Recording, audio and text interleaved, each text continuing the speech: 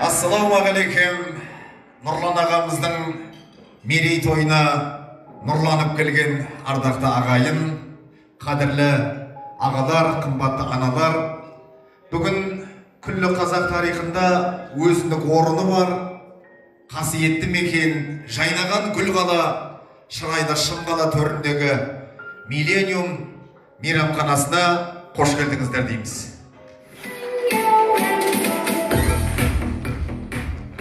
Енді менің ернар досым сүзбелі сөзден қуырда-қуыратын азамат той мен өлеңді өтейін. Бісмілі, той бастайын алдыңыз да, сөзіме ынтазейін салдыңыз ба, көсіліп көп алдына шыққанымда сөзімнен еріп кетер қарлымыз да, қолымда қара сырнай сарнаған да, ырғаға талай ойды салдыңызға. Ассалаумағалейкум тойшыл қауым, тойып ап, тәубе деген балғымызға да береке. Мен де саулық сұрасып қояйын. Той құтты болсын. Тағы да алдарыңызға біз келіп қалдық дегеннен шығады. Бір келіншек уақыт сағаты жетіп лифтіде босанып қалып, сол лифтіде босанғанына ұялып жылап отырса, қасында отырған үлкен апамыз жұбатып жатыр дейді. Айналайын келін жанау, неге жылайсың? Ұялма, бұдан да сорақысын көргенбіз. Осыдан 1-2 жыл бұрын остановкада босанып қалған келіншекті көргенбіз. Жылама, бұл қайта бұл дұрыс сұрақ қой десе, ана келіншек одан бетер қатты жылапты. Ойбай, неге жылайсың десе, ол да мен едім ғой апа деп жатыр дейді. Сол құсап, тағы да мына алдарыңызға біз келіп отырмыз. Сіздердің құрметтеріңізге әпке қызыл көйлек киген нәзік жандылардың құрметіне арнайы Қуаныш Сманов бауырымыздың қызыл көйлек әнін орындап берейік. Ана қызыл өріктен кейін шыққан ән ғой. Ақылбек Жеменей қызыл өрігін 7 жыл хит қылды, бірақ қазір хит болмай қалды. Палшыға барып өкпелеп жатыр дейді Ақылбек Жеменей. Неге менің қызыл өрігім хит болмай қалды? Неге менің қызыл өрігім хит болмай қалды десе, палшы айтқан екен, жеміс жидек ұзаққа шыдамайды ғой деп. Мына Қуаныш Сманов бауырымыздың әні бұл енді сұраныстағы ән, хит. Осы қос қанатымдай болған қос бауырымен бірге шырқайық. Қабыл.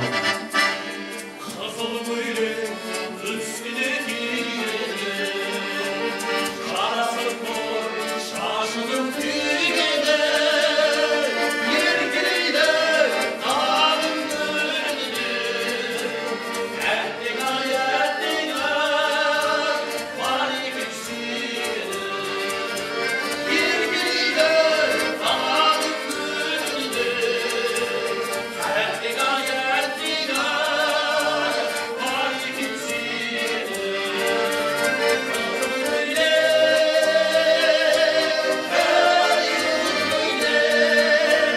құлпырасың ұрпағым бейне, қызыл көйлек,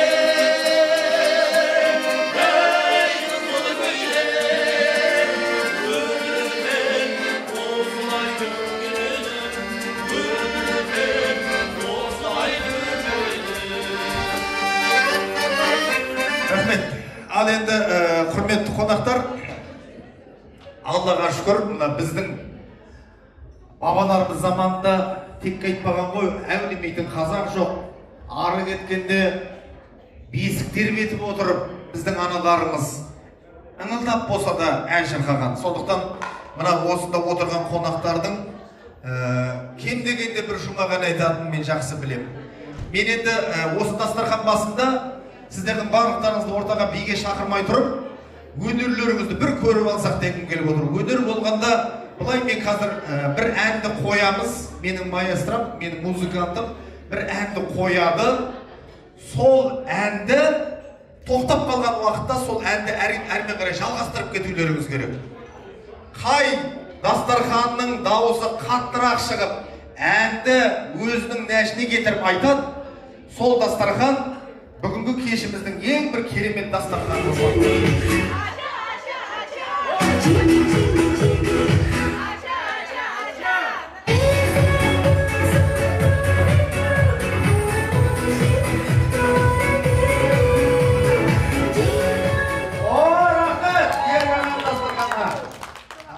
Дастархан басында отырған уақытта мен сұрақ қояйын деп тұрмын. Сол заманындағы ысырдың уақытысындағы сұрақтарды қоямын. Сондықтан мұқият болыңыздар. Себебі біз кейде бір үлкен кісілердің қасында отырып қалсақ, арагідік арасында құлағымыз шалып қалып жатады.